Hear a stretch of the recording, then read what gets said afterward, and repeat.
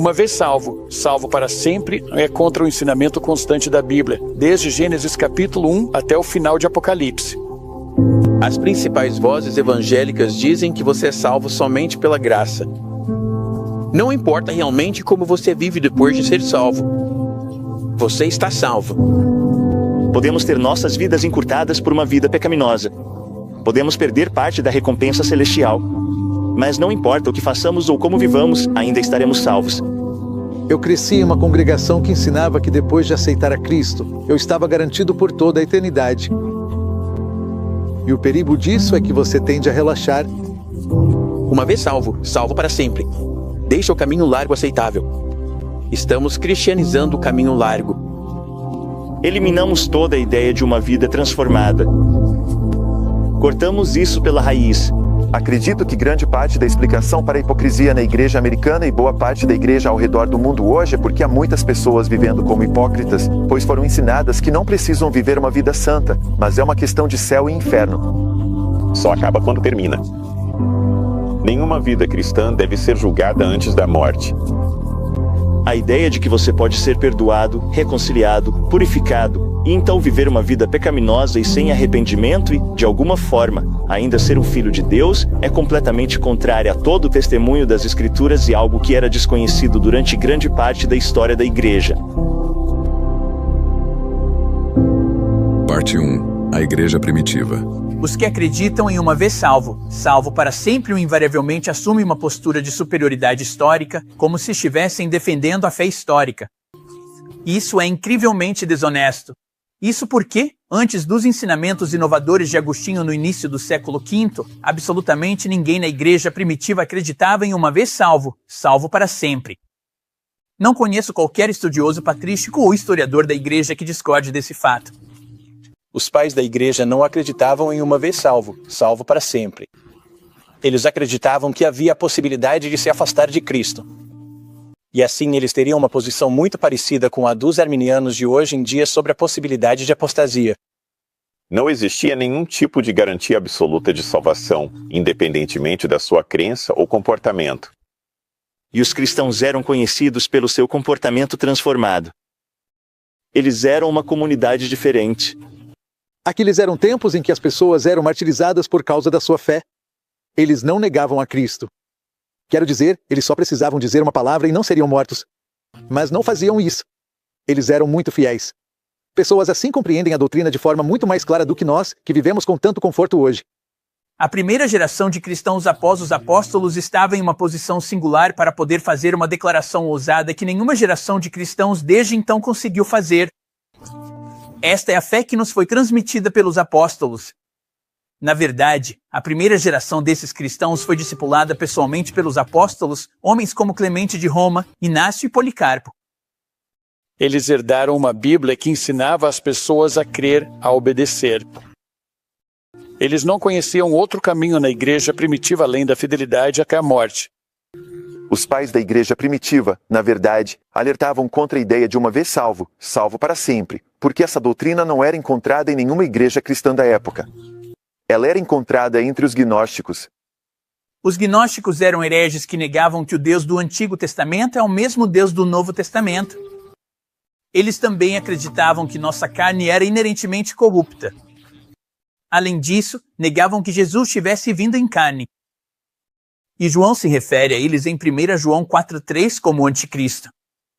E, em suas refutações aos gnósticos, eles mencionavam como esses gnósticos acreditavam que você nunca poderia se desviar da fé, que você estaria, essencialmente, eternamente seguro. Orígenes escreveu sobre um grupo de gnósticos. Ele disse, abre aspas, eles basicamente destroem o livre-arbítrio ao introduzir naturezas arruinadas incapazes de salvação e ao introduzir outros como sendo salvos de tal forma que não podem se perder. Irineu afirma, mas quanto a eles mesmos, falando dos gnósticos, eles sustentam que serão totalmente e indubitavelmente salvos, não por meio da conduta, mas porque são espirituais por natureza. Seria possível que a substância espiritual, pela qual eles se referem a si mesmos, venha algum dia a estar sob o poder da corrupção? Por isso, também acontece que os mais perfeitos entre eles se entregam sem medo a todo tipo de atos proibidos, dos quais as Escrituras nos asseguram que aqueles que praticam tais coisas não herdarão o reino de Deus. Eles nos menosprezam, ou seja, os verdadeiros cristãos, que, por temor a Deus, se guardam de pecar, até mesmo em pensamento ou palavra, considerando-nos totalmente desprezíveis. Cipriano disse: vocês ainda estão no mundo. Ainda estão no campo de batalha. Diariamente lutam por suas vidas, então devem ter cuidado para que aquilo que começaram a ser, com um início tão abençoado, seja concluído em vocês. Receber algo no início é pouca coisa. O mais importante é conseguir manter o que foi alcançado. A própria fé e o nascimento para a salvação não fazem tudo apenas por serem recebidos. Pelo contrário, precisam ser preservados. Justino Mártir afirma ainda que aqueles de vocês que confessaram e reconheceram que este homem é o Cristo, mas que por algum motivo voltaram à antiga lei e negaram que este homem é o Cristo, e não se arrependeram antes da morte, de modo algum serão salvos. No início do século V, Agostinho, que era o bispo de Hipona, lançou as bases para a doutrina moderna do uma vez salvo, salvo para sempre. Então chegamos a Agostinho de Hipona, que começa como os pais da igreja que vieram antes dele, e depois evolui para algo muito mais parecido com o que hoje chamaríamos de calvinismo. Agostinho, na verdade, é a grande figura de transição. Sem dúvida. No início, ele não era alguém que afirmava a segurança eterna. No começo, ele ensinava a liberdade da vontade em seu cristianismo inicial, mas em seu cristianismo posterior, ele começou a negar o livre-arbítrio. Agostinho foi um maniqueísta, gnóstico por cerca de 10 anos de sua vida antes de se tornar um cristão declarado e acabar se tornando o principal teólogo da Igreja Católica Romana.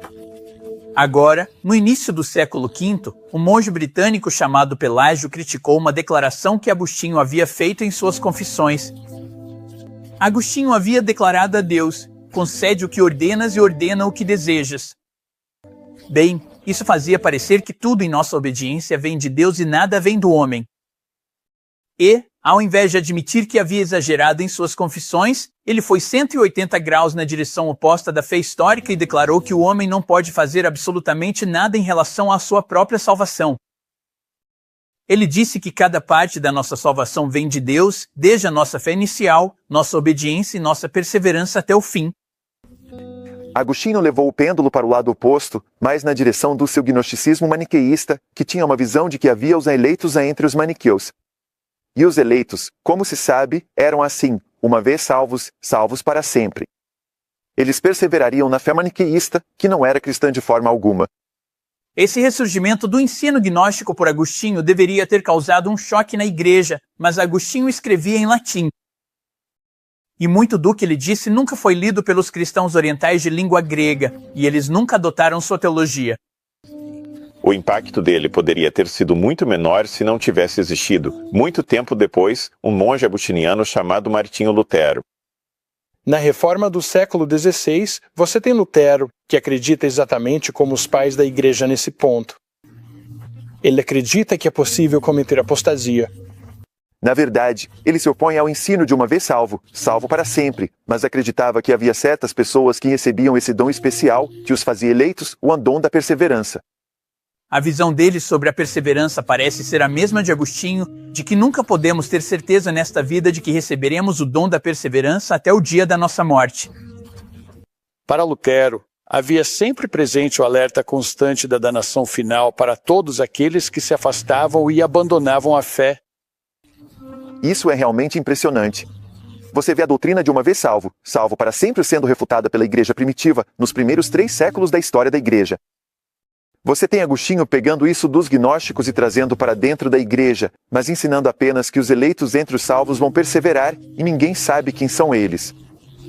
E então isso chega até João Calvino. Eu acho que Calvino é quem leva isso ainda mais longe. Acho que é por isso que chamamos de calvinismo e não de luteranismo. A doutrina uma vez salvo, salvo para sempre, como conhecemos hoje, na verdade remonta a João Calvino e seus seguidores. Ele escreveu sua obra de teologia sistemática intitulada O Institutas da Religião Cristã, que é amplamente baseada nos ensinamentos de Agostinho. Ele diz que toda a sua teologia poderia ser sistematizada apenas citando os ensinamentos de Agostinho. A principal diferença entre Calvino e Agostinho é que, embora Agostinho enfatizasse que não podemos saber com certeza até o dia da nossa morte se somos dos eleitos, Calvino enfatizava que há indicações claras nesta vida. Mas foi Calvino quem basicamente pegou essa última ideia de que os eleitos recebem o dom da perseverança e disse que todos os cristãos, qualquer um que venha a Cristo e o receba, tem o dom da perseverança e será finalmente, irrevogavelmente e inevitavelmente salvo.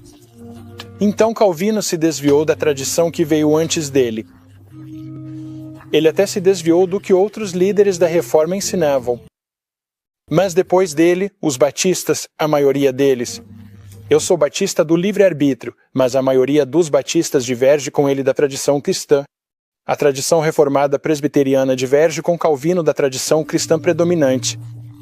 Mas quando você olha para o restante do cristianismo hoje, eles não acreditam em uma vez salvo, salvo para sempre ou na certeza da perseverança dos santos. A maioria dos cristãos nos Estados Unidos ou em outros lugares não afirma a ideia de segurança eterna. Isso simplesmente não faz parte do DNA deles. Toda a denominação metodista. Quero dizer, a segunda maior denominação protestante dos Estados Unidos é a Igreja Metodista Unida. Você tem o movimento da restauração como Christian Tubes, Igreja de Cristo. Eles não são calvinistas. E então, nos círculos pentecostais e carismáticos, em grande parte acreditamos na ideia de que você pode perder a salvação.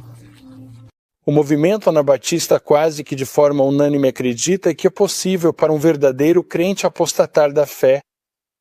Seria estranho acusar até mesmo luteranos ou episcopais de serem calvinistas.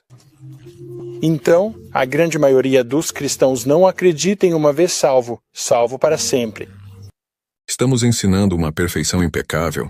Isso nunca significou perfeição total ou ausência de pecado. Sempre significou fidelidade. Cada um de nós, todos os dias, fica aquém da santidade de Deus e todos os dias vivemos pela graça, pela misericórdia e pelo sangue purificador de Jesus.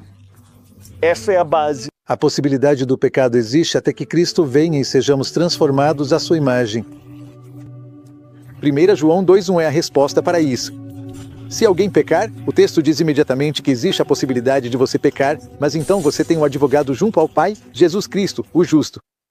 Se você pecar, pode ir com ousadia diante do trono da graça. É a diferença entre cair na lama e rolar na lama. Eu tropecei nesses 30 anos que ando com Deus, mas o Espírito de Deus me fez levantar e levantar rápido. Se eu escorrego, talvez por descuido às vezes, imediatamente, minha consciência me acusa. Eu digo, Senhor, por favor, me perdoa. Mas eu levo esse pecado mais a sério porque não quero magoar meu Senhor. Reconhecer que os crentes vão falhar, assim como os seguidores de Jesus falharam nos próprios evangelhos, é uma compreensão crucial da vida cristã. Vamos ter dias bons e dias ruins. Mas o padrão da nossa vida ao longo do tempo é de fidelidade e crescimento constante. Você espera que seu filho permaneça no mesmo nível físico, intelectual, em todos os aspectos, sempre fazendo as mesmas coisas tolas? Queremos que nosso filho cresça. Você ficaria decepcionado se seu filho não estivesse crescendo emocionalmente, intelectualmente, fisicamente, em todos os sentidos. É assim que é a vida cristã, de glória em glória. Essa é a vontade de Deus para nós. Parte 2. Argumentos bíblicos. Você sabia que há mais de 80 passagens no Novo Testamento que alertam os cristãos para não perderem o que receberam em Cristo? 80. E a maioria delas é ignorada, negligenciada ou não simplesmente não pregam sobre isso. Mas são advertências sérias. Você tem muitos alertas no Novo Testamento sobre a possibilidade da apostasia. Isso é consistente nos evangelhos, nas epístolas. Isso é consistente em toda a Bíblia. No seu livro, Temas Principais da Bíblia, Lewis Perry Chafer, um grande defensor do uma vez salvo, salvo para sempre, faz a seguinte afirmação. Até 85 passagens são listadas por aqueles que defendem a visão arminiana como estabelecendo a doutrina da segurança condicional. Então, ele reconhece o grande peso das Escrituras a favor da segurança condicional. Temos passagens de advertência em Tiago, Pedro e João. É muito difícil pensar em qualquer documento do Novo Testamento que não refute a ideia de uma vez salvo, salvo para sempre. 1 Coríntios 9, 24 a 26. Em 1 Coríntios 9, 24 a 27, eu acho que você tem uma das passagens mais claras de toda a Bíblia de que você pode perder a sua salvação, porque ninguém vai duvidar que o apóstolo Paulo era salvo. Vocês não sabem que numa corrida todos os corredores competem, mas só um recebe o prêmio? Portanto, corram de modo que alcancem o prêmio. Todo atleta exerce domínio próprio em tudo. Eles o fazem para receber uma coroa perecível, mas nós uma imperecível. Assim, eu não corro sem objetivo. Não luto como quem apenas esmurra o ar. Eu disciplino o meu corpo e o mantenho sob controle, para que, depois de pregar aos outros, eu mesmo não venha a ser desqualificado. Desqualificado. Ser expulso da corrida. Não é uma questão de chegar em segundo ou terceiro lugar. Desqualificado. É impressionante porque ele usa essa palavra adokimos em outros momentos ao falar com os coríntios ou ao escrever para eles. E ele afirma em 2 Coríntios 12, ele adverte no versículo 21 sobre aqueles que ainda não se arrependeram de sua imoralidade sexual, de seu pecado e assim por diante. E ele os adverte que eles devem examinar a si mesmos. No capítulo 13, versículo 5, ele diz, examinem-se a si mesmos. Testem-se para ver se vocês estão na fé, a menos que sejam adokimos. Ele usa exatamente a mesma palavra grega. Ele define adokimos como estando sem Cristo, como não estando mais na fé. Agora, ele é o grande apóstolo Paulo, que foi levado ao terceiro céu, plantou igrejas, escreveu as Escrituras. O que ele diz sobre si mesmo? Se existisse alguém que merecesse ir para o céu por servir ao Senhor, esse alguém seria Paulo. Mas ele diz, eu disciplino o meu corpo. Versículo 27. Se Paulo vive com a sensação de que existe uma possibilidade, ainda que remota, de ser excluído dessa corrida, como podemos dizer, não, você não pode ser excluído da corrida, não importa o que faça? E então ele continua dizendo, vou te dar alguns exemplos. Ignore a divisão de capítulos. No capítulo 10, ele diz, lembre-se do povo que saiu do Egito, batizado em Moisés no Mar Vermelho e tudo mais. No entanto, versículo 5, a maioria deles não agradou a Deus e pereceu no deserto. Ele está conectando isso ao que acabou de dizer, que eu poderia ser desqualificado. E no versículo 11, essas coisas aconteceram com eles como exemplo e foram escritas para nossa instrução. Aqui está o ponto importante. Aquele que pensa estar em pé, cuide-se para que não caia. Romanos 11:22. Veja, então, a bondade e a severidade de Deus. Para os que caíram, severidade. Mas para você, a bondade de Deus, se você permanecer na bondade dele. Caso contrário, você também será cortado. Em Romanos 11, Paulo faz declarações muito claras de que você pode, sim, perder a sua salvação. Paulo está dando um aviso aos crentes de que, assim como Israel, como vemos, foi cortado e os gentios foram enxertados, ele diz que não devemos ter nenhum motivo para nos orgulharmos, porque ele diz que nós também poderíamos ser cortados. Mas deixa eu te dizer, ele diz, você só vai continuar enxertado se continuar confiando, se continuar vivendo na bondade dele. Se não fizer isso, você será cortado assim como eles foram. Eu não vejo como isso poderia ser dito de forma mais clara. Olhe atentamente para a bondade e a severidade de Deus. Para os que caíram, severidade. Ele está falando sobre o povo judeu, mas para você, bondade-se. Tem um grande se você continuar na bondade dele. Por que a Bíblia usa a palavra se? Se fosse uma vez salvo, salvo para sempre, deveria ser diferente, sabe? Não teria nenhum anse, nem a mas, nem a porém. Seria algo garantido, de fato.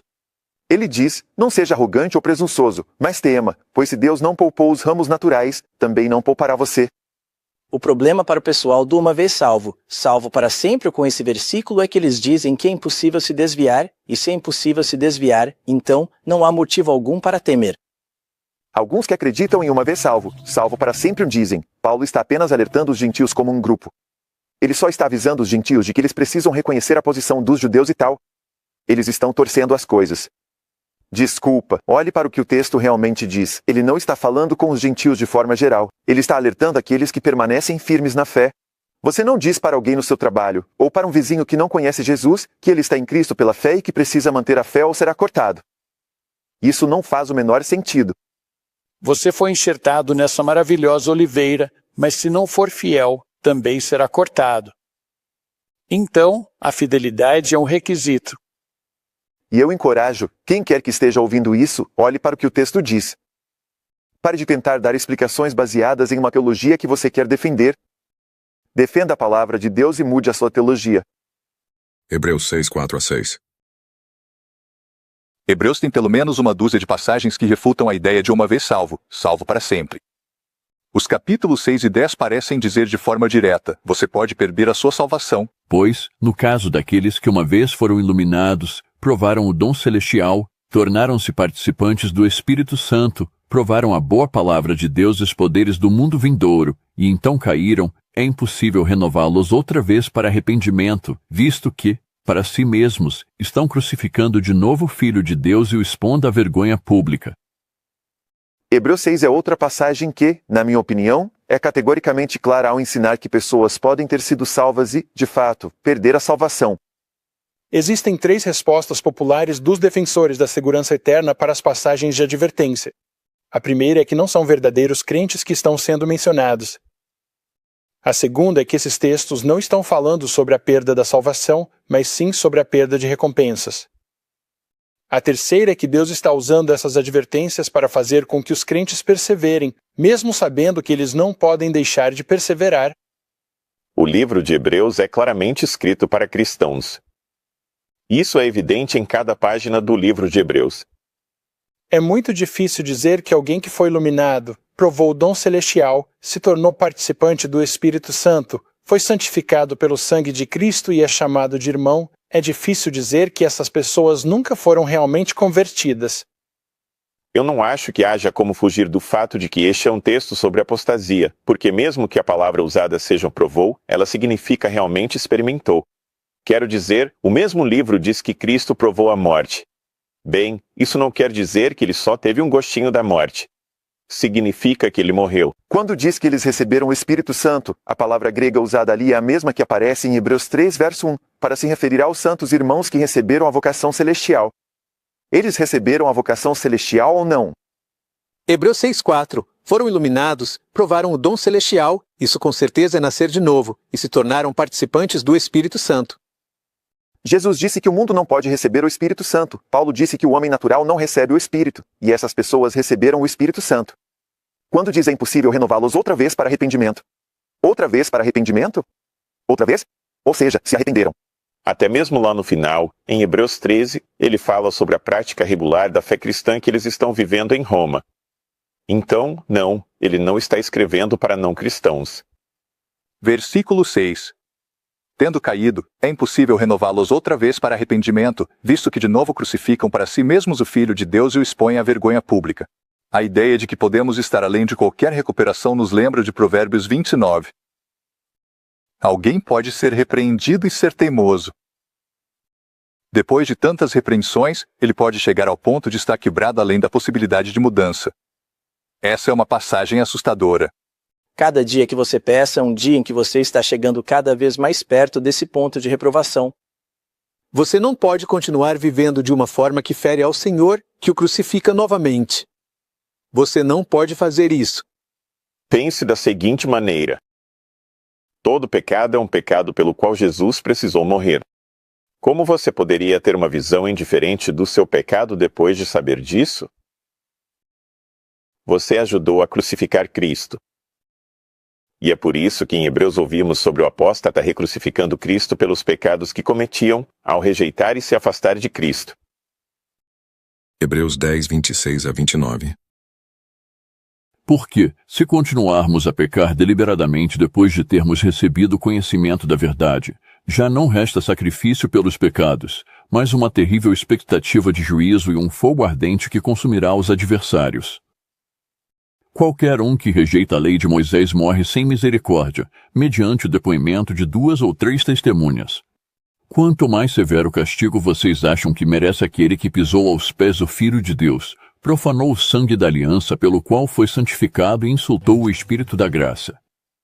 O autor de Hebreus, que certamente é salvo, se inclui no aviso ao dizer: porque se nós continuarmos a pecar voluntariamente depois de recebermos o conhecimento da verdade, já não resta sacrifício pelos pecados. Ele fala sobre como eles pisaram aos pés o sangue de Cristo pelo qual foram santificados. Mas alguns dizem: bem, eles foram santificados. Eles só meio que frequentavam a igreja. Bem, não.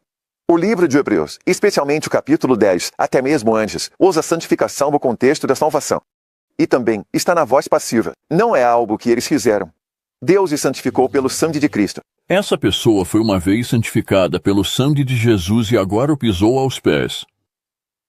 Alguns defensores da segurança eterna dizem que Deus está apenas usando as passagens de advertência como um meio de perseverança, um meio de fazer as pessoas perseverarem, mesmo sabendo que Ele vai fazê-las perseverar. Bem, o problema com isso é que isso não é muito honesto.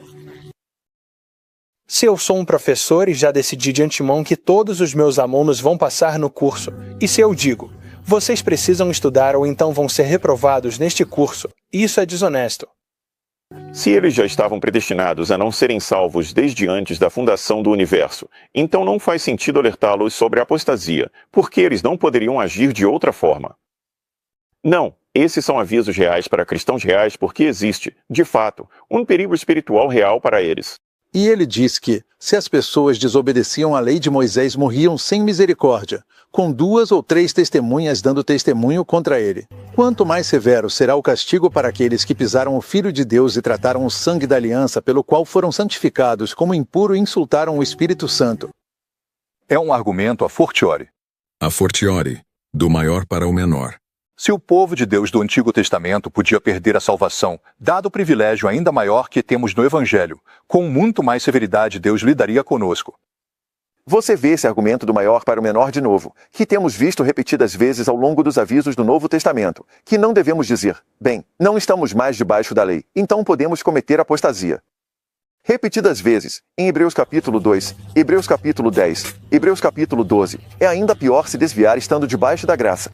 Então esse texto descarta a visão da perda de recompensas, porque diz que aquele que se afasta de Cristo só pode esperar uma terrível expectativa de juízo e um fogo ardente que consumirá os adversários. Isso não é perda de recompensas. Versículos como esse colocavam o temor de Deus no meu coração. Mesmo como cristão, eu tenho uma obrigação e uma responsabilidade diante de Deus. Chega um momento em que o coração pode se endurecer. O coração se torna impossível de aquecer e a vontade se torna relutante por causa de um padrão persistente de pecado que nos permite nos afastar do porto seguro de Cristo e da sua salvação. A maioria dos arminianos acredita que o pecado pode causar apostasia diretamente. No entanto, arminianos reformados como eu acreditam que o pecado endurece o seu coração. Ele não leva diretamente à apostasia, mas pode levar a um endurecimento do coração, de modo que você endurece o seu coração contra a convicção do Espírito Santo. Então aquela união com Cristo que vem somente pela fé pode ser rompida e você pode cometer apostasia. E quando isso acontece, é irremediável. Sou propenso a acreditar que aquelas pessoas que estão verdadeiramente preocupadas se cometeram o pecado da apostasia estão de fato seguras. Quem disse que é impossível para você chegar ao arrependimento? Nem todos estão nessa condição. As Escrituras são muito claras de que aqueles que foram cortados em Romanos 11 podem ser enxertados novamente. Tiago capítulo 5 diz que se você trouxer de volta alguém que se desviou da verdade, salvará uma alma da morte e cobrirá uma multidão de pecados. O filho pródigo voltou, e ele estava perdido, mas agora foi encontrado. Ele estava morto, mas agora está vivo. Isso está em toda a Escritura. Acho que a versão ISV traz isso muito bem, porque destaca o particípio presente, enquanto continuarem a crucificar o Filho de Deus novamente. Se as pessoas estão destinadas a ir para o inferno e rejeitar Jesus, como o autor de Hebreus no capítulo 3 alerta que se pode endurecer tanto seu coração a ponto de se afastar do Deus vivo e não ouvir mais a voz dele.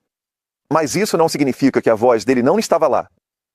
Ela está lá, mas é você que está ignorando a voz dele. Se percebermos em nós um coração insensível e frio, uma falta de desejo de obedecer, devemos prestar atenção a essas passagens de advertência e voltar nosso coração para Deus até ouvirmos novamente a voz de Deus. 2 Pedro 2:20-21. Veja o capítulo 2 de 2 Pedro. Aqui, novamente, há uma afirmação forte sobre a possibilidade de um crente se perder. Se depois de terem escapado das corrupções do mundo pelo conhecimento do Senhor e Salvador Jesus Cristo, se deixam enredar de novo nelas e são vencidos, o seu último estado torna-se pior do que o primeiro. Por que melhor lhes seria não terem conhecido o caminho da justiça, do que depois de o conhecerem, desviarem-se do santo mandamento que lhes foi dado? Pedro diz: teria sido melhor para eles nunca terem conhecido o caminho da justiça do que, depois de conhecê-lo, se desviarem. Isso está falando sobre alguém que perde a sua salvação. Ele fala sobre o caminho da justiça. Qual é o caminho da justiça? Jesus diz: eu sou o caminho, a verdade e a vida. A igreja primitiva era chamada de o caminho. São pessoas que abandonaram a fé. Agora, alguns argumentam que isso se aplica apenas aos falsos mestres, e não ao público deles.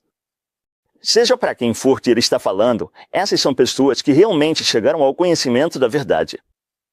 Depois de terem escapado das corrupções do mundo pelo conhecimento. E não estamos falando de conhecimento intelectual, estamos falando de conhecimento íntimo, pessoal. E a palavra grega que ele usa ali é epignose. É conhecimento pela experiência. Muitos calvinistas admitem ao comentar sobre 2 Pedro 1,3, que tem a ver com conhecimento de salvação. Depois de conhecer, dão as costas ao santo mandamento que lhes foi entregue. O que é isso senão uma pessoa que realmente conheceu a salvação? A mensagem do verdadeiro provérbio aconteceu com eles. O cão volta ao seu próprio vômito. A porca lavada volta a revolver-se na lama. A interpretação calvinista seria que, se você realmente foi lavado, nunca poderia voltar para a lama, nunca poderia voltar para o lodo.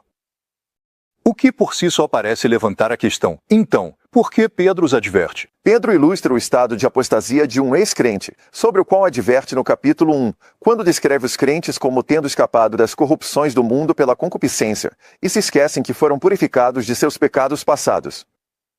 O porco representa um crente que foi purificado, esquece que foi lavado e volta para a lama. Quer dizer, acho incrível que alguém ainda consiga ensinar uma vez salvo, salvo para sempre à luz dessa passagem, que simplesmente repete o que é dito várias vezes no Novo Testamento. Essa é uma passagem para cristãos. Ela era entendida dessa forma na igreja primitiva, e isso é consistente com o ensino de Jesus nos evangelhos e com o ensino apostólico em todo o Novo Testamento. Tiago 5, 19 a 20. Tiago traz ainda outra passagem incrivelmente clara sobre a perda da salvação, um aviso forte, e em Tiago capítulo 5, versículos 19 e 20, ele diz: irmãos, ele está falando com irmãos, crentes genuínos, e diz: irmãos, se algum de vocês se desviar da verdade. Ou seja, eles estão na verdade, e alguém o converter de volta, salvará uma alma da morte e cobrirá uma multidão de pecados. Agora, alguns diriam: bem, Tiago foi escrito para crentes judeus, mas também para judeus que estavam buscando. Mas Tiago se refere a eles como irmãos. Depois diz o seguinte: se algum de vocês se desviar da verdade e outro trouxer de volta. Então, isso é alguém que está no Senhor. Isso é alguém que está na verdade. A frase, se alguém entre vocês, no grego, é exatamente a mesma construção que temos anteriormente. Se há alguém doente entre vocês, essa pessoa faz parte do corpo. Eles dizem: bem, vamos falar só sobre ele, não realmente sobre a alma dele. Mas sabe de uma coisa? Essa palavra psique é usada mais uma vez no livro de Tiago em relação à verdade e à salvação, e Tiago diz para receber a palavra enxertada, que é poderosa para salvar as vossas almas, a sua psique. Então estamos falando aqui de salvação espiritual, que pode ser perdida, como Tiago aponta. Portanto, não há garantia de que todos no Senhor permanecerão no Senhor. Existe realmente a possibilidade de alguém apostatar, como vemos em toda a Bíblia, e não há garantia de que a pessoa vai voltar. Por isso, é uma tarefa sagrada ajudar a trazer de volta um crente que se desviou, e ao trazê-lo de volta, salvamos essa pessoa da morte e cobrimos uma multidão de pecados. Mateus 24, 13. Mas aquele que perseverar até o fim, esse será salvo. Muitos pegam esse texto e dizem: sabe, Jesus ali estava falando sobre perseverar até o fim da tribulação. Se você sobreviver à tribulação inteira, então seu corpo será salvo. Esse não é o contexto. O contexto ali, quando Jesus faz essa declaração, é logo após o aviso de Jesus dos versículos 9, 10, 11 e 12 de que muitos se desviarão da fé e serão seduzidos por falsos cristos e falsos profetas. Muitos falsos profetas surgirão e enganarão muitas pessoas. E a iniquidade, ou o pecado, vai aumentar, e o amor de muitos dos discípulos de Jesus vai esfriar em relação ao Senhor e se aquecer em relação ao mundo. Mas aquele que perseverar até o fim. No contexto, isso significa que aquele que perseverar em amor por Jesus Cristo, fervorosamente, até o fim, será salvo. Isso significa que aqueles que não perseverarem até o fim também serão salvos?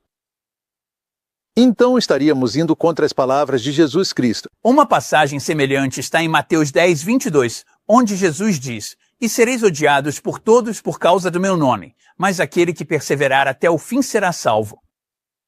Aqui, Jesus está falando com discípulos crentes, pessoas que já foram salvas, e ele nos alerta sobre a perseguição e as provações que enfrentaremos como seus discípulos.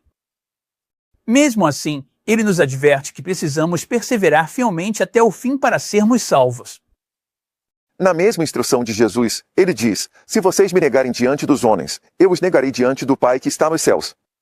Ele diz: "Não temam homens que destroem o corpo, mas temam a Deus que destrói corpo e alma no inferno." Então aqui Jesus está nos dando advertências sobre a salvação, e eu acho muito importante que a gente entenda isso. Apocalipse 3:5.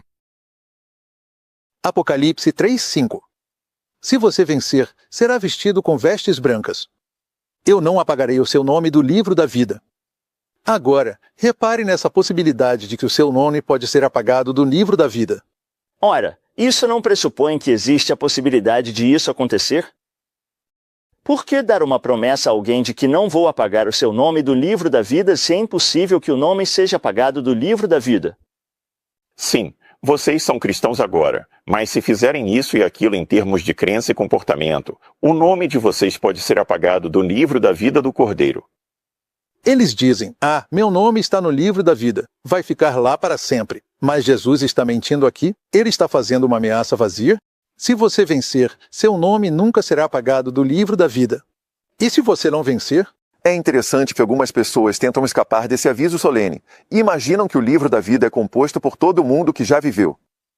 No entanto, sabemos por Apocalipse 17:8 que os nomes dos perdidos nunca foram escritos no livro da vida, e o aviso, portanto, só poderia se aplicar a ex-crentes apóstatas.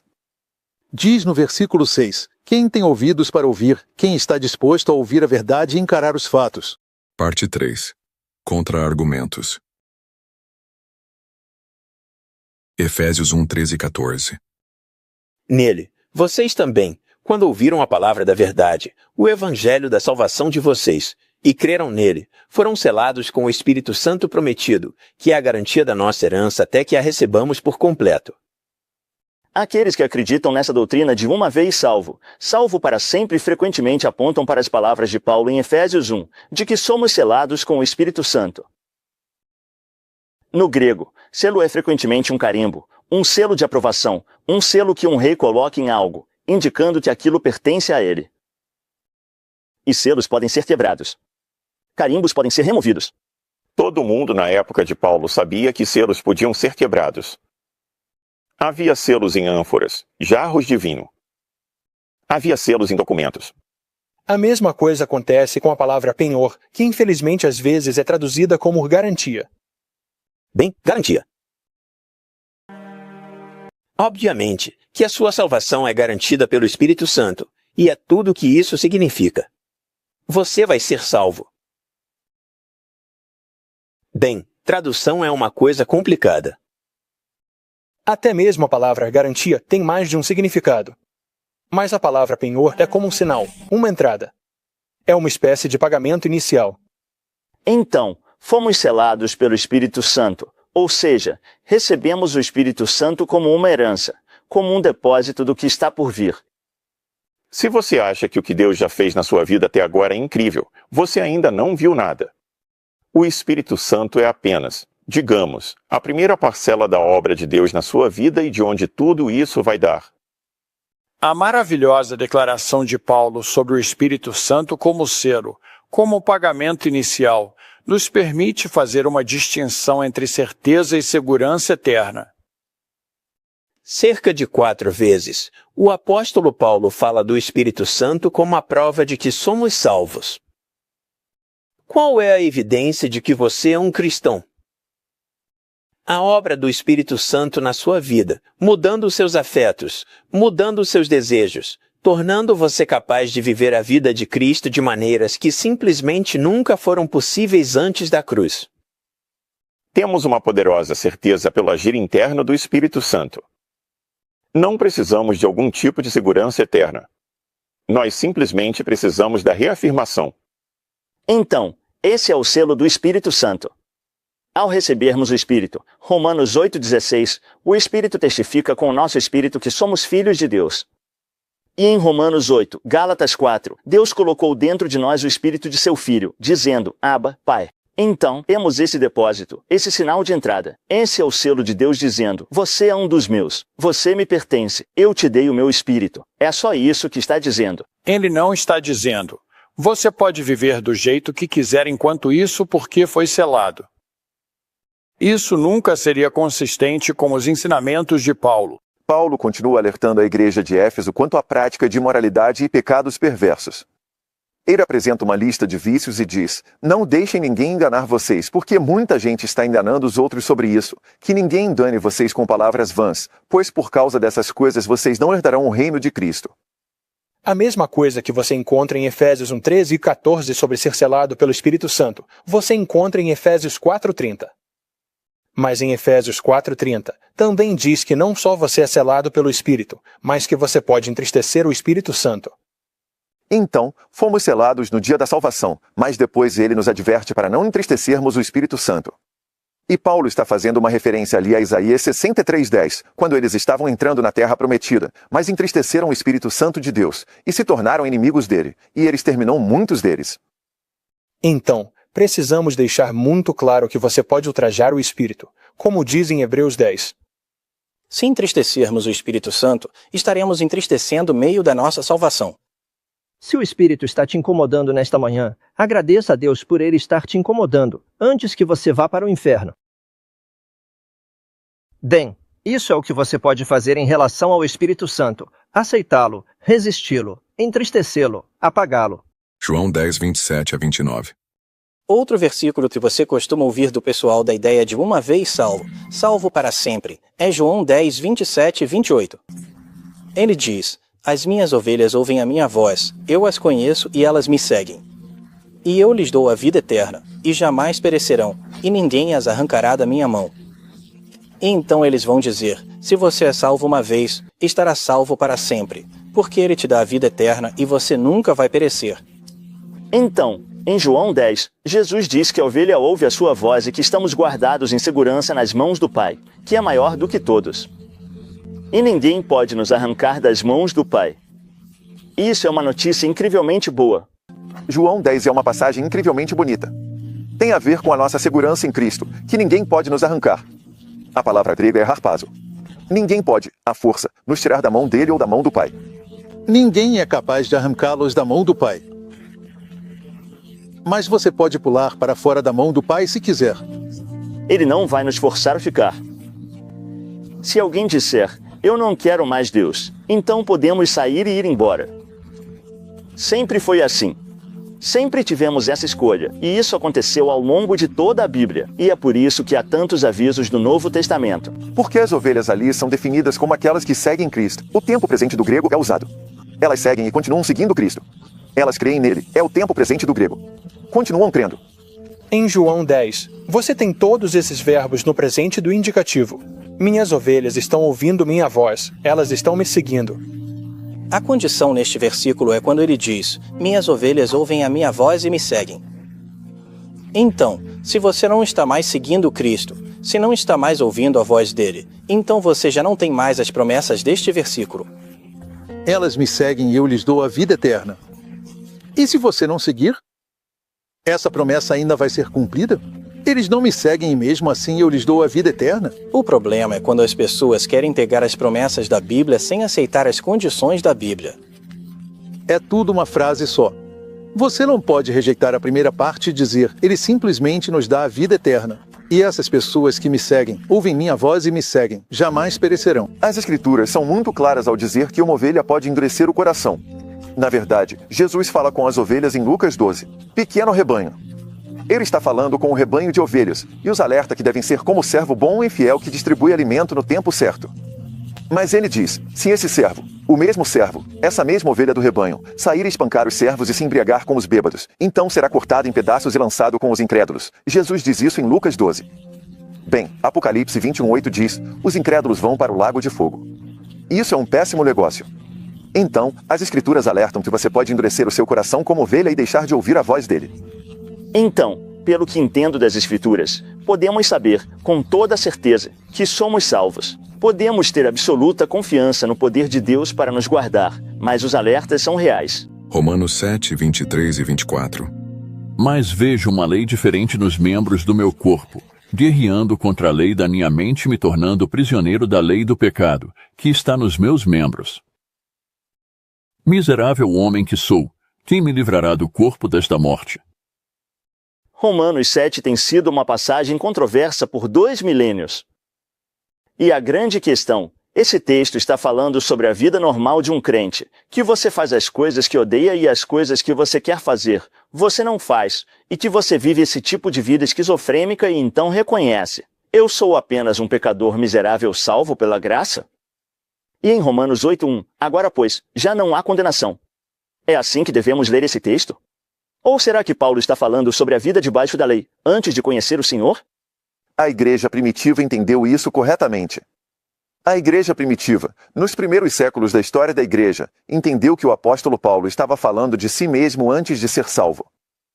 Na verdade, só foi com Agostinho que surgiu na igreja a ideia de que Paulo estava falando de si mesmo como uma pessoa salva e que ele simplesmente vivia uma vida imoral. As coisas que ele quer fazer, não consegue, e as coisas que ele não quer fazer, acaba fazendo, e ele é escravo do pecado. Bem, será que é assim mesmo que Paulo fala em todo o restante do Novo Testamento? Absolutamente não. Não há nada em nenhuma das outras cartas de Paulo que soe sequer remotamente como Romanos 7, seja como um paradigma ou mesmo como uma experiência comum na vida cristã. Só por esse motivo, já deveríamos ter muito cuidado com aqueles que acham que Romanos 7 está descrevendo uma luta típica de um cristão típico ao tentar viver a vida cristã. Eu, pessoalmente, fico entristecido quando ouço um pregador cristão renomado dizer que Romanos 7 descreve a vida cristã normal. Ou seja, amamos Jesus, mas não conseguimos resistir ao pecado. Felizmente, há certos calvinistas que discordam desse ponto de vista. Douglas Moo, por exemplo, Oekema e outros calvinistas dizem: não, no contexto, Paulo ali está definitivamente em um estado de perdição antes de encontrar Cristo. Minha resposta é a seguinte: por que não colocamos isso como uma grande interrogação e vemos o que está escrito em Romanos 6 e Romanos 8? Em outras palavras, as passagens que estão em volta de Romanos 7. Um dos grandes desastres na igreja é separar os capítulos 6, 7 e 8. Eles precisam ser lidos juntos. Romanos 6 é bastante explícito. Nós morremos para o pecado no batismo. Fomos sepultados com o Senhor e ressuscitados para uma nova vida. Não podemos continuar no pecado. Paulo é explícito. Romanos 6:11, Romanos 6:14. Não deixem que o pecado domine vocês. Depois que Paulo clama a Jesus e diz, no final de Romanos 7, quem me livrará deste corpo de morte? Mas quando você vai para o capítulo 8, é Jesus quem lhe dá a libertação. O capítulo 8 traz uma vitória incrível e gloriosa do cristão sobre esse tipo de tentações. Eles recebem, assim como Jesus recebeu, o Espírito Santo para acompanhá-los em seus caminhos e capacitá-los a fazer o que Deus os chama para fazer nesta vida. Lemos em Romanos 8, nos primeiros versículos, que a lei do Espírito de vida lhe deu vitória sobre a lei do pecado e da morte. Agora ele está sob a nova aliança. Ele não está mais no estado de Romanos 7. Então, é possível para nós vencermos o pecado? Para mim, não. Mas o Espírito Santo em mim pode. E por isso aquelas exortações que Paulo fez com tanta ênfase em Romanos 6 são possíveis, mas elas são possíveis à luz de Romanos 8. O capítulo 7 parece ser uma digressão, onde Paulo fala sobre a experiência de tentar viver uma vida cristã vitoriosa pelo poder de seguir a lei de Moisés. Então, independentemente de como interpretamos Romanos 7, a realidade é que no Senhor somos chamados para levar uma nova vida piedosa. E na verdade, nada diferente disso é tolerado. Então, infelizmente, Romanos 7 tem sido usado como uma licença para muitas pessoas. E isso parte meu coração, porque há inúmeros cristãos citando Romanos 7 enquanto vivem vidas perversas. Mas Paulo diz, se você viver dessa forma, não herdará o reino de Deus. Romanos 8:30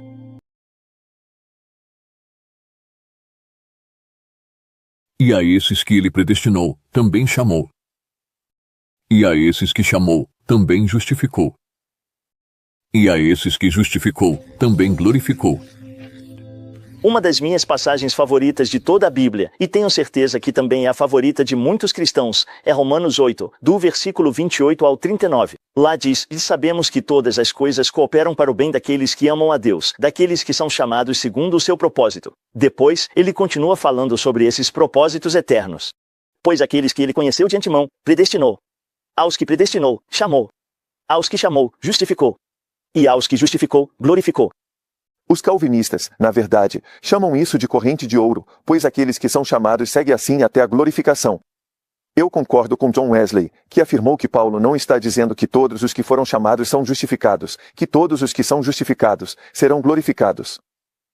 Ele está apenas mostrando como Deus age na salvação.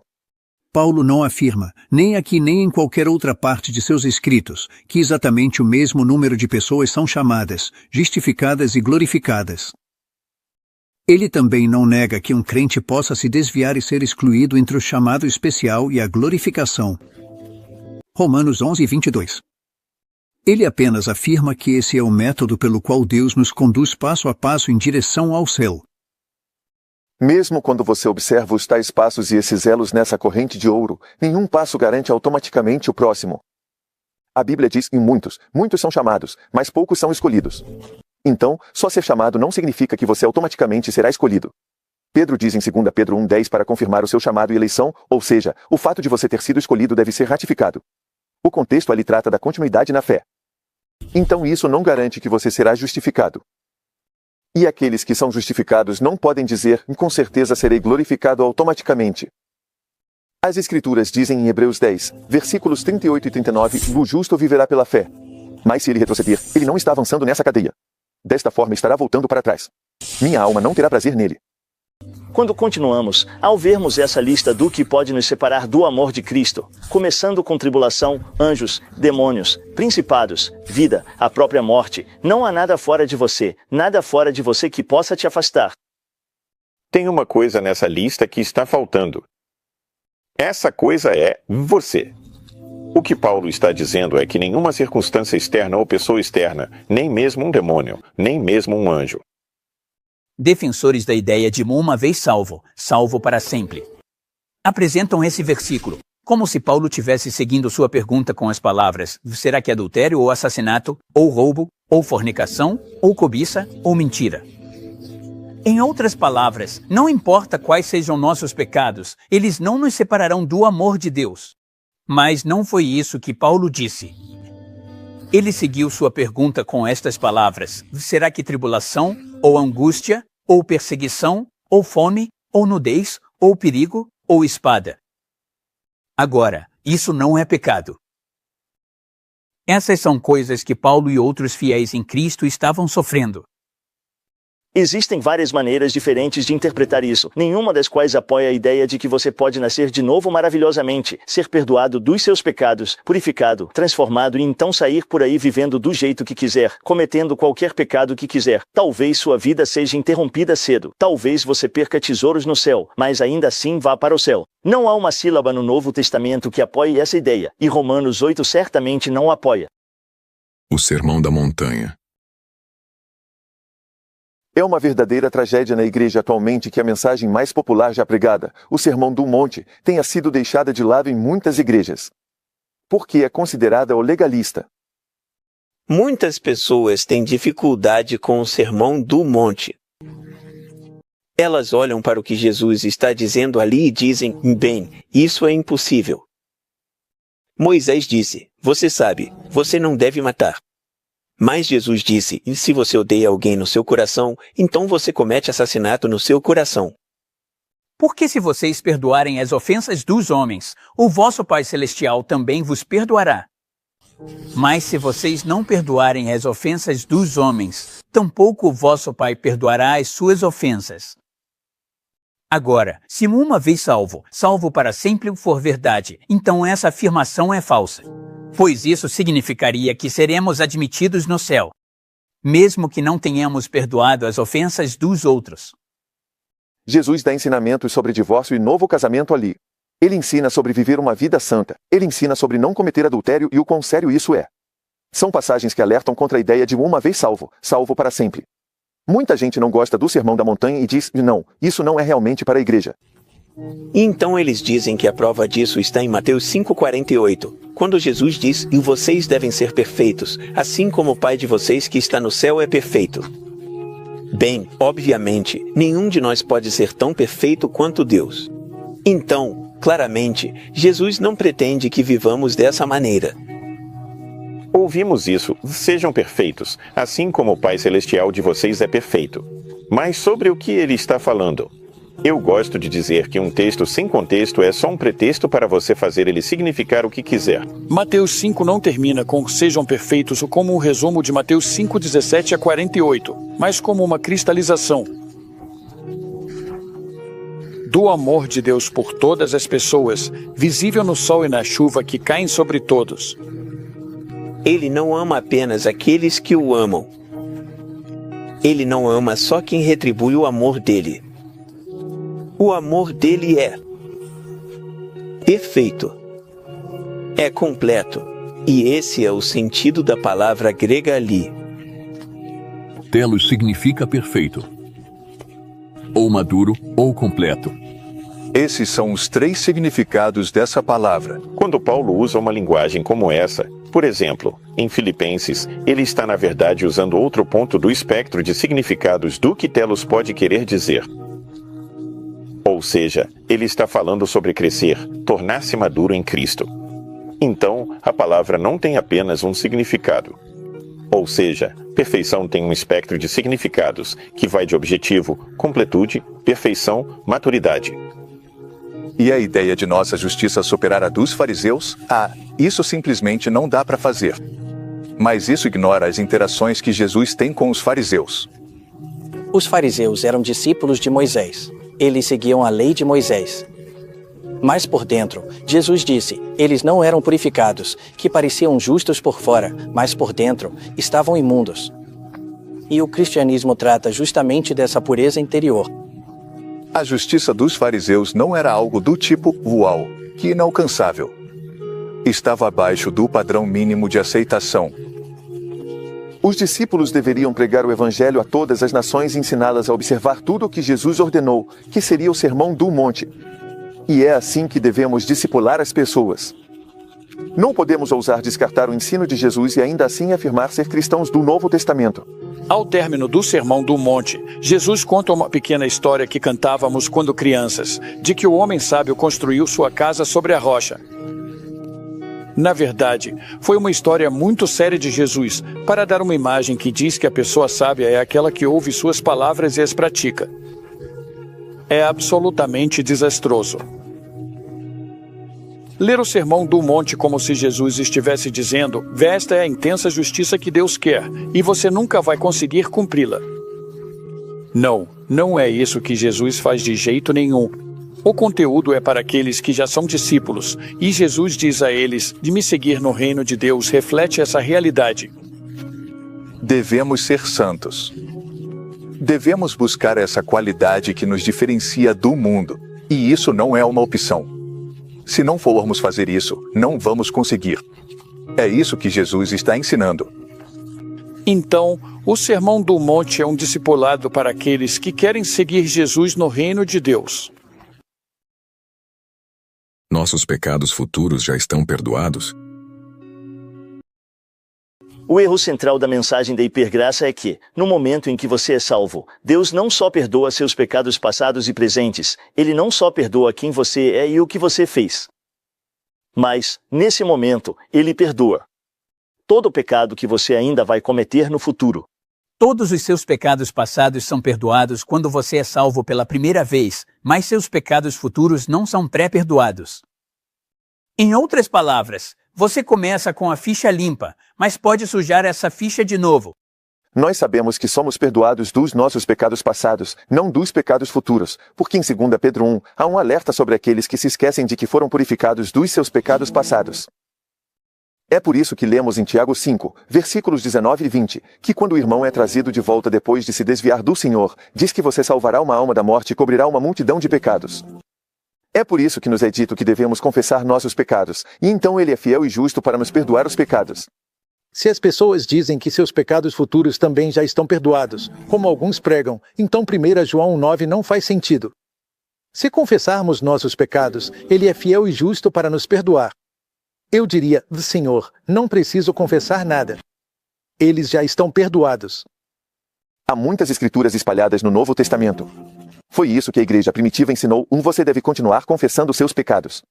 E se morrermos e houver um pecado não confessado? Somos ramos na videira. Ficará quem da glória do Senhor não nos corta da videira. É a apostasia que nos separa da videira. Seria uma rebelião contínua contra Deus. Então, a ideia de que seus pecados futuros já estão perdoados implicaria que seus pecados são perdoados sem arrependimento. Agora, se você pecar no futuro, há perdão para esses pecados se você se arrepender. E o que o pecado sem arrependimento na vida do cristão pode fazer é atrapalhar o recebimento do perdão contínuo que Cristo já providenciou. É assim que devemos enxergar. Ele morreu por todos os nossos pecados antes mesmo de termos cometido um único pecado. No entanto, o perdão é concedido pelo que já fizemos. Nossos pecados foram tratados na cruz. Em Cristo. Nossa experiência subjetiva de perdão e reconciliação com Deus é um relacionamento contínuo com Ele que vivenciamos através do arrependimento, da confissão e restituição. Somos salvos pelas obras. Acho que existe um falso dilema entre acreditar em uma vez salvo, salvo para sempre, ou acreditar que você é salvo pelas suas obras. Existe mesmo. Não há nenhum ato de justiça que eu possa praticar que me dê status diante de Deus. Não existe nada que eu possa fazer que me salve da condenação dos meus pecados.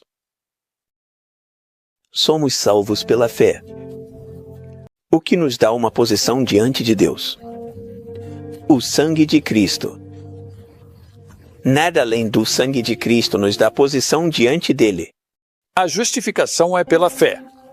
Isso significa que uma pessoa é declarada justa por Deus com base no sacrifício de Cristo, no que Cristo fez por nós. Então não se trata de conseguir algo do jeito antigo, por merecimento. Nunca foi assim. A salvação é pela graça e por meio da fé. Mas aqueles que são salvos pela graça de Deus são transformados em agentes de boas obras. Neste mundo. Obviamente, as boas obras fazem parte do processo de santificação. Na verdade, Efésios diz que fomos criados em Cristo Jesus para as boas obras. Jesus em Mateus 5,16 diz: e demonstrem suas boas obras, deixem sua luz brilhar para o mundo, para que eles glorifiquem o seu Pai que está nos céus. 1 Pedro 2 diz: e vivam de tal maneira entre os ímpios que eles vejam o seu comportamento e sejam atraídos para Deus. Somos justificados pela fé, que é uma fé viva que resulta em obras. Não são as obras que nos justificam, as obras são apenas a evidência de uma fé viva. E enquanto estivermos na fé e a possuirmos, então temos as promessas da fé. Como a vida eterna e o perdão dos pecados, a salvação tem 3 tempos. Eu fui salvo. Eu estou sendo salvo. Eu serei salvo. E até que você passe pelos 3 tempos, a situação não está resolvida. Justificação pela fé não significa que existe uma porta trancada atrás de nós. Justificação significa que as pessoas entraram no reino de Deus e agora são chamadas a seguir Jesus. Se elas escolhem se afastar de Jesus, é porque a fé delas desmoronou, porque elas escolheram se afastar. Não é que medimos nossa salvação todos os dias pelo quanto trabalhamos, quantas boas ações fizemos e quantas mais ações deixamos de fazer. Não, isso não é a santidade do Evangelho. Essa não é a graça do Evangelho. Essa é a nossa resposta ao que a graça de Deus fez em nossas vidas. Aqueles que estão em Cristo, cheios do Espírito, fazem o que a lei queria que eles fizessem e ainda mais. Então, não, as boas obras não nos salvam. Por outro lado, uma salvação que não resulta em uma vida transformada perdeu todo o sentido. Parte 4. A vida na nova aliança. As promessas da nova aliança em Jeremias e em Ezequiel é que algo novo vai acontecer. E esse algo novo às vezes é expresso como uma presença dinâmica do Espírito de Deus. Jeremias diz que Deus vai realizar uma nova aliança. Uma aliança realmente nova. Por que eu vou tirar a lei da pedra lá fora para o coração aqui dentro? É nova em sua localização. É nova porque agora, de alguma forma, seremos capazes de fazer as coisas que Deus ama. O Antigo Testamento podia te dizer o que você deveria fazer, mas não conseguia te capacitar a fazer. Ele coloca sua lei na minha mente e a escreve no meu coração. Agora, o que isso significa? Colocar na minha mente significa que ele me dá um desejo, mas só o desejo não é suficiente. Eu preciso de habilidade também. E assim, o Espírito Santo me dá poder no coração. Então, o Antigo Testamento está fazendo essa pergunta. Você quer que compartilhemos do seu caráter santo? Mas nós não conseguimos. Você nos daria o Espírito Santo? Sim. Mas seu templo está irremediavelmente corrompido. Como iremos então purificar o templo? Com o sangue do meu filho. E agora, com o seu templo purificado, eu posso te dar o meu Espírito Santo. E você pode andar como eu ando. Devemos temer a Deus? E não temam os que matam o corpo, mas não podem matar a alma. Temam antes aquele que pode destruir tanto a alma quanto o corpo no inferno. Essas palavras não foram ditas para descrentes, mas para os seus discípulos. Muitos estudiosos do Novo Testamento, se forem perguntados se o temor do Senhor no Novo Testamento tem algum papel em nossa salvação ou santificação, provavelmente descartariam isso imediatamente e diriam que não. É claro que não. No entanto, eles estão ignorando uma porção enorme de escrituras. Somos instruídos a aperfeiçoar a santidade, que é a santificação, no temor de Deus. O autor de Hebreus, no capítulo 4, versículo 1, diz: "E temamos para que não falhemos em entrar no descanso."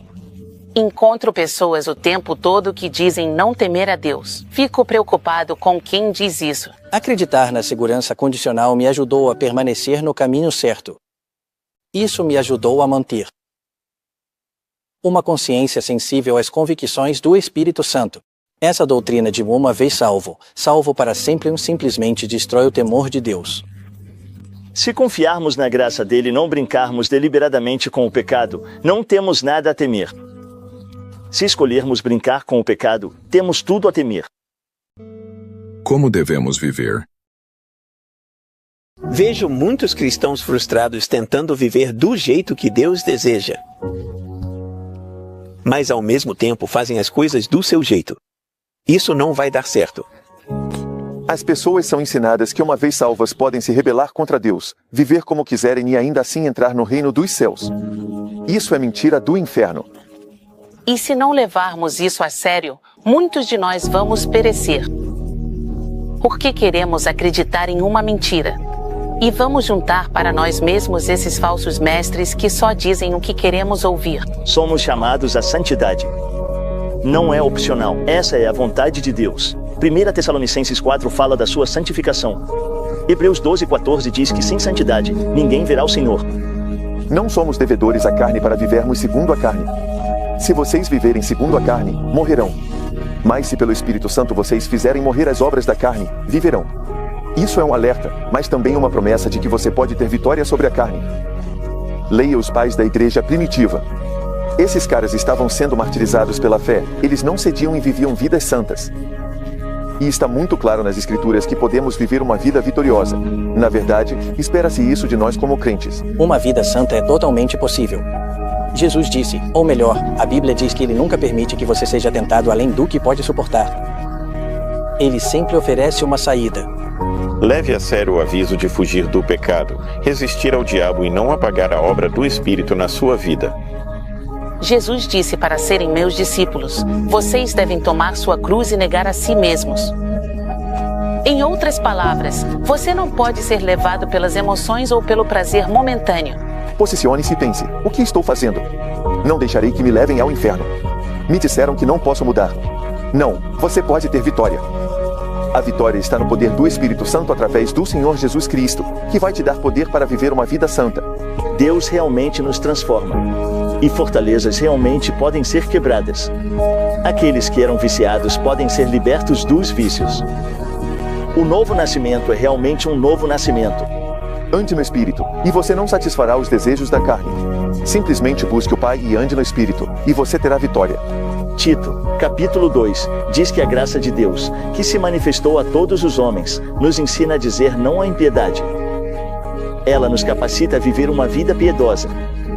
O que acontece é o seguinte: à medida que o amor, a alegria, a paz, a paciência, a bondade, a benignidade e o domínio próprio florescem na sua vida, então, cada vez mais, você não quer pecar.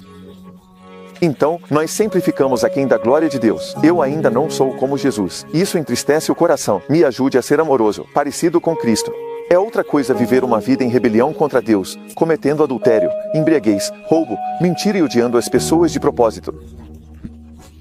E não se arrepender, mas dizer desculpa, Senhor, e seguir no mesmo caminho.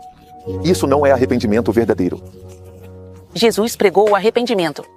Ele disse: arrependam-se. Mude sua mente, mude sua vida. Se não mudar sua mente, não pode mudar sua vida.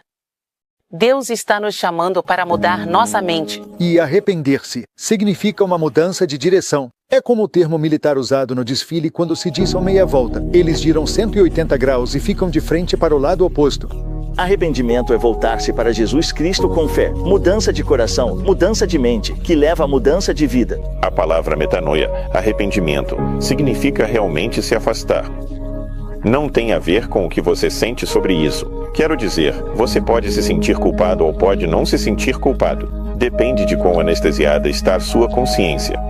É não seguir mais naquela estrada larga que leva à destruição, na qual Jesus disse que muitos estão, mas sim ter uma mudança de coração e mente, onde eu me volto para o Senhor Jesus Cristo, que é o caminho, a verdade e a vida.